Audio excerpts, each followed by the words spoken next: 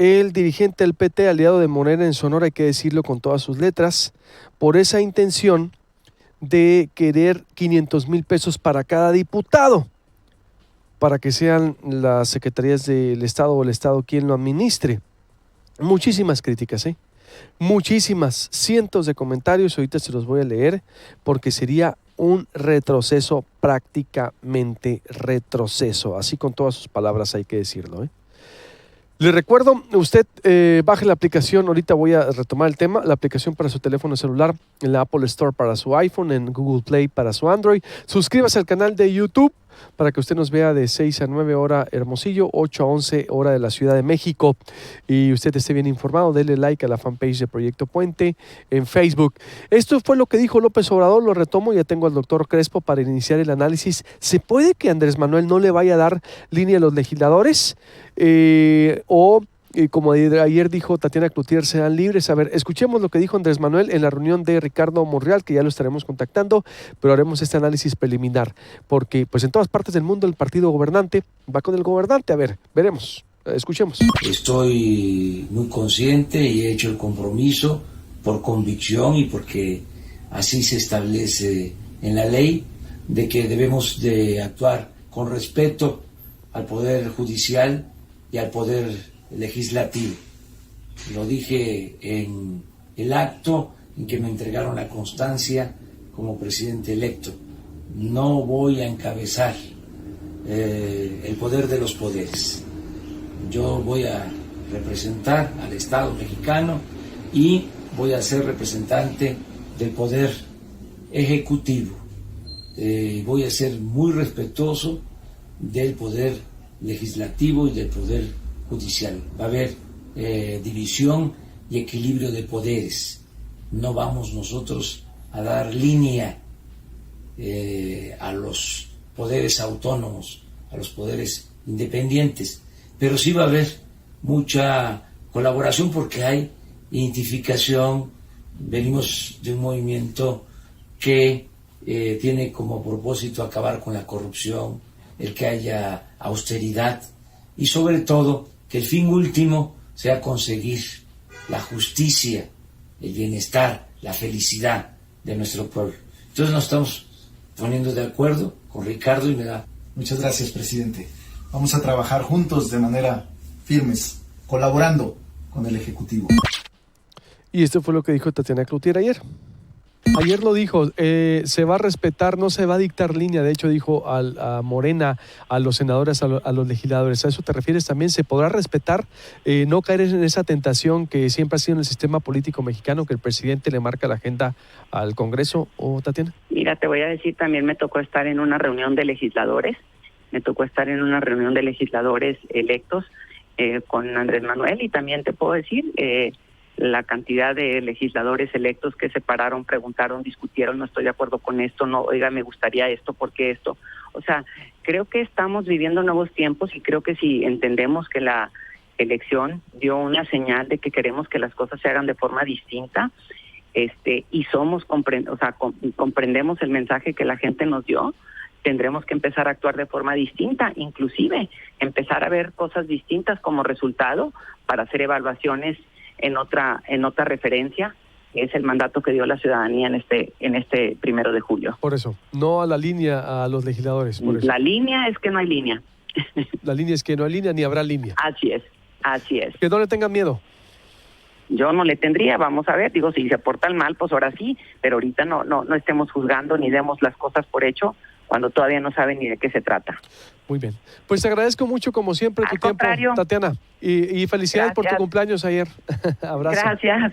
Bye. Tatiana Cloutier. Pues, bien, era lo que decía ayer Tatiana Cloutier aquí en Proyecto Puente, y la última parte se refería a los delegados que hoy salen, que no le tengan miedo, que tuvo mucho impacto ahí en YouTube. La entrevista lleva más de 20,000 reproducciones, y he convocado al doctor José Antonio Crespo para hacer este paralelismo. Doctor, ¿se puede o es también simulación que viene, doctor José Antonio Crespo? Buenos días. Buenos días, pues es lo que vamos a ver. No necesariamente las cosas tienen que ser igual a lo que era antes, pero a lo mejor sí, eso es lo que vamos a ver.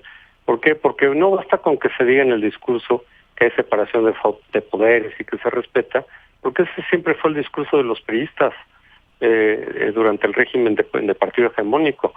Tú no oías a un presidente decir, bueno, el Congreso hace lo que yo diga y los diputados son levantaderos y tenemos una mayoría automática. Pues nunca decían eso, siempre decían el respeto a los poderes y tal, y hay división de poderes. Siempre el debate con los priistas era que los críticos decíamos, oye, esto formalmente es una democracia, pero en la práctica no. O sea, sabemos que hay los 3 poderes, pero están subordinados los poderes al presidente y los gobernadores también. Se supone que es federalismo, pero en realidad no lo es. Eso es simplemente parte del discurso, pero en la práctica no es así. Y ellos siempre decían, no, esto es democracia, ¿no? Claro, tenemos mayoría, pero eso no significa que no sea democracia, porque también en las democracias hay mayorías, etcétera. Entonces, el discurso, pues ese siempre fue. Y la práctica, pues efectivamente habían diputados levantadedos, sí había línea. Incluso esta frase que dice Tatiana, la línea es que no hay línea, pues, ya no me acuerdo cuál de los presidentes priistas la decía. Ya no recuerdo cuál, pero la decían. Ahora, ¿eso significa que tienen que ser las cosas igual? Pues no necesariamente, es lo que vamos a ver a lo largo de este sexenio. Si de repente efectivamente vemos diputados de la coalición obradorista en la tribuna discutiendo cosas distintas, es decir, con posiciones distintas entre ellos mismos sobre una iniciativa, y si vemos votaciones divididas, donde de pronto digas, oye, pues en la coalición obradorista, que incluye al PT, que incluirá a los 55 diputados del PES, o formalmente del PES, muchos eran de Morena en realidad, como una votación dividida, y ya sea que se salió una mayoría, pero no contundente, o que de plano echaron para atrás una iniciativa mandada por el presidente, pues a lo mejor decimos, oye, pues sí, efectivamente, ¿no? Aquí sí hay autonomía real, aquí hay voto de conciencia, lo que se llama, que es que un diputado de un partido puede votar distinto a sus compañeros, ¿no? Aunque generalmente cuando eso se da a ver a uno que otro, nada más, y a veces sus compañeros lo regañaban, ¿no? Decían, oye, pues no se vale. Era el voto de conciencia. Entonces de pronto dices, oye, pues mira, sí fue una votación dividida, y de la coalición obradorista el 60% votó en un sentido y el 40% en otro, pues entonces sí podemos efectivamente creer que hay autonomía de ese poder, y que no hay línea, ¿no? Y que los diputados pueden votar realmente como ellos quieran y que ejercen su criterio distinto, si es que es distinto con el del presidente o el del resto de sus compañeros. Entonces sí podemos pensar que efectivamente pues hay una diferencia respecto del régimen priista. Ahora, si resulta que empezamos a ver mayorías aplastantes en las iniciativas que van del presidente, y es que no se necesita a veces que directamente el presidente le hable a sus diputados. Eso ocurre, por ejemplo, en Estados Unidos, que incluso el presidente habla con los diputados de la oposición cuando no tiene las mayorías para convencerlos. Y a veces le hacen caso y a veces no. Ahí sí como que sí hay una autonomía más real. Pero no, aquí a veces pues simplemente bastaba con que se mandaban las iniciativas y ya todos sabían que del mismo partido, antes del PRI, digamos, el PRI y sus paraestatales, ¿no? Sus partidos aliados y demás, pues ya sabía que había que votar en el sentido en el que el presidente mandaba la iniciativa. Y ya, digo, ni siquiera tenía que el presidente hablar con los diputados ni decirles, oigan, voten en este sentido. Pero mira, una señal en sentido un poco contrario de lo que dijo el propio López Obrador, ya lo vimos cuando se reunió con los senadores de su partido y les dijo, oigan, yo no les voy a tirar línea, pero en esta ocasión por lo menos nombren como coordinador a Monreal, a Ricardo Monreal, porque yo ya quedé con él y pues a mí me gusta cumplir mis promesas. Pero no es línea, nada más es como un favor que me hacen. Bueno, pues seguro que Monreal va a ser el coordinador. Y entonces dices, oye, ¿eso era línea o no es línea? O sea, si les pides las cosas de favor, pues y difícilmente van a hacer algo distinto. ¿Eso es línea o no es línea? Entonces, sí puede haber un divorcio entre un discurso democrático formalmente, y una práctica que no lo sea tanto, como ocurría en el régimen priista. Pero yo no descarto hasta ver efectivamente, como dice Tatiana, vamos a ver si las cosas son como ellos dicen que van a ser, o resulta que es muy parecido a lo que había en la hegemonía priista, Entonces diríamos, pues mira, entonces lo que realmente, si eso ocurre así, como ya está ocurriendo también con lo de los superdelegados, ¿no? Porque eran delegados que habían en el régimen priista, y no me refiero a este sexenio, porque en este sexenio eran de varios delegados y ese poder como que se distribuía entre varios, ¿no? Eso es lo que quieren ahora cambiar, por razones administrativas, dicen, y de ahorros en los presupuestos y todo eso, ¿no? Pero recordemos a los superdelegados de Pronasol. Ahí sí era un delegado muy poderoso, que tenía mucha fuerza, que a veces imponía ciertos criterios a los gobernadores y que hacían campaña para luego ser ellos candidatos para gobernadores, en muchos casos. Entonces eso se parece. Pero si se dice, no, pero pues está bien, ahora está bien, así tiene que ser, y ni modo que sean de otros partidos, pues tiene que ser de Morena, porque Morena ganó, y la gente votó por Morena en las urnas. Entonces, pues estaríamos ante una situación en la cual dices, mira, el cambio verdadero fue cambiar las siglas del PRI, quitarlas y poner Morena. Yo no lo estoy dando por hecho, digo, lo de los los delegados en los gobiernos, sí me suena mucho a lo que había antes, en los tiempos de la hegemonía priista.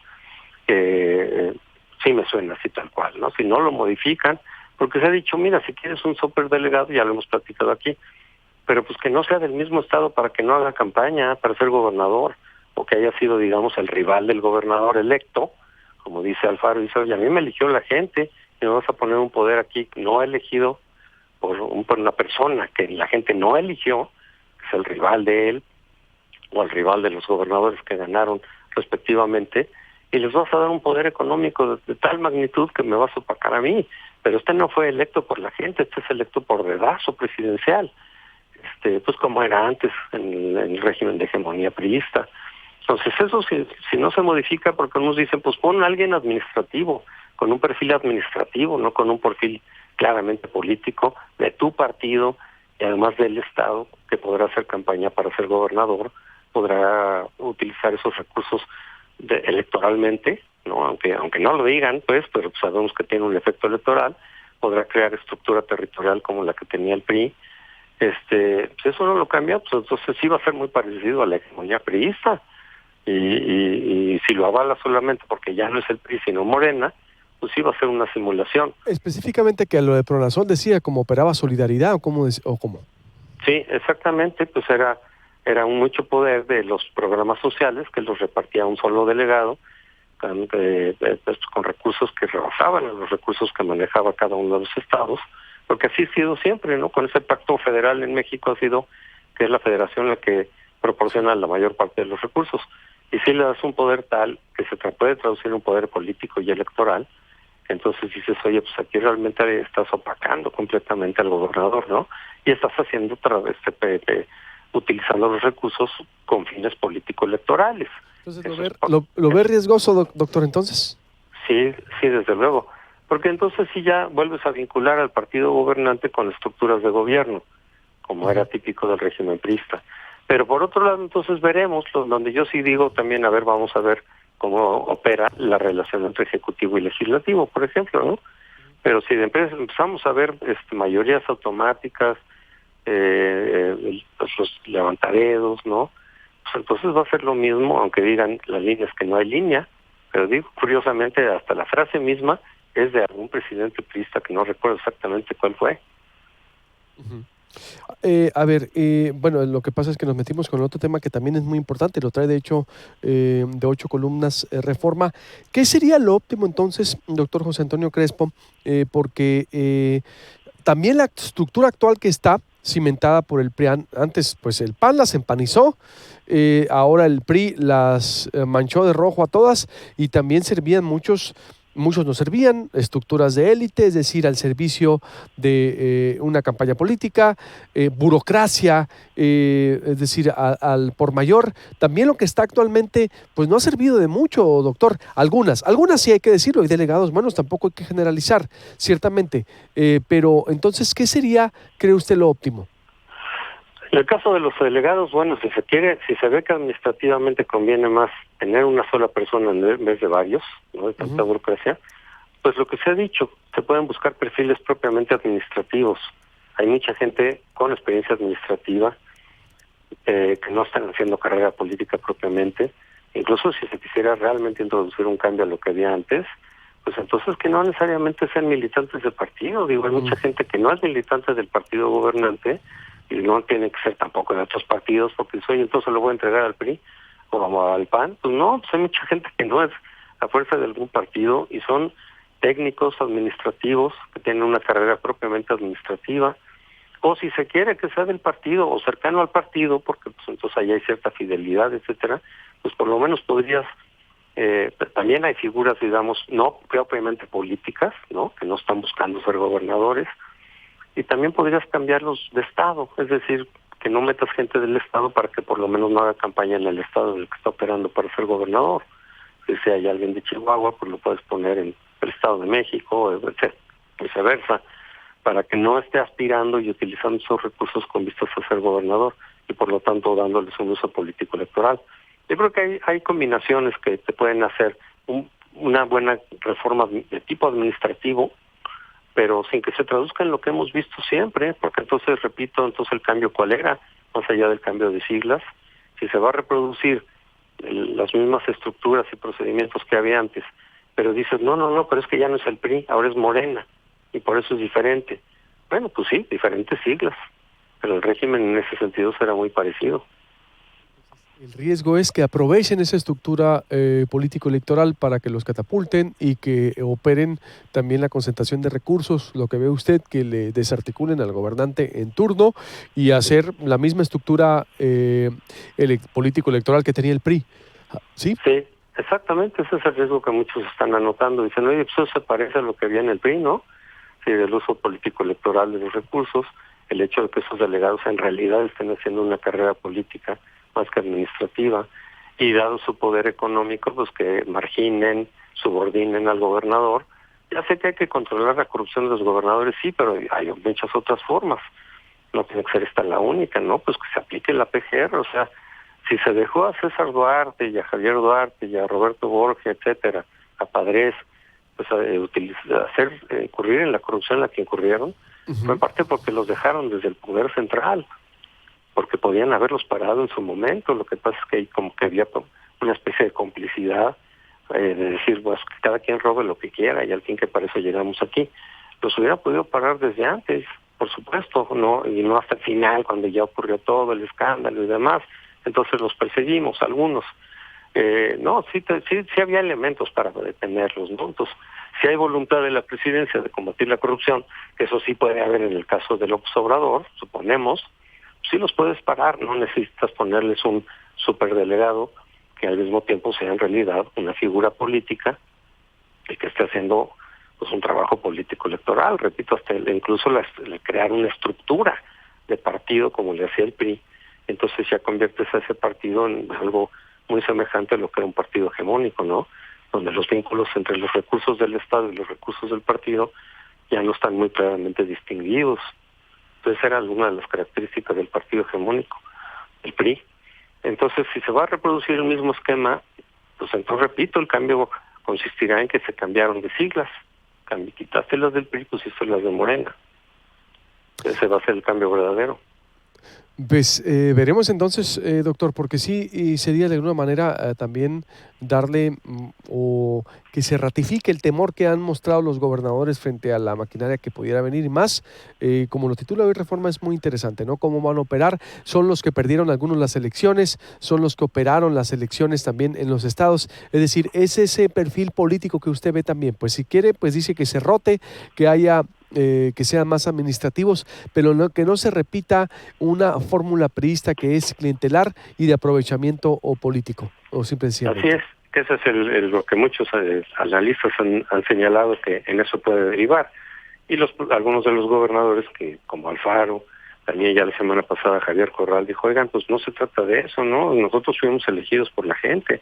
Entonces cuando se dice, es que Morena fue electo, la gente votó así, sí, para la presidencia, y para muchos estados, y eventualmente serán otros estados también, pero mientras no es el caso, pues entonces estás haciendo a un lado a un gobernador electo que no es de Morena, y le estás poniendo a una figura que lo va a opacar, y que quizá le empiecen a poner ciertos criterios políticos, que no fue electo por la gente de ese estado, sino por la presidencia, ¿no? Que se electó desde la presidencia, y entonces ahí sí estás generando una especie de contradicción democrática, ¿no? La gente eligió al gobernador, por ejemplo a Alfaro, pero le vas a poner una figura que es su rival, al que él derrotó en las urnas, se lo vas a poner desde el centro, con los recursos suficientes para marginar al gobernador y de hecho hacer trabajo político electoral con esos recursos, para que eventualmente a quien pones como delegado pueda ser el gobernador y ganar, ¿no?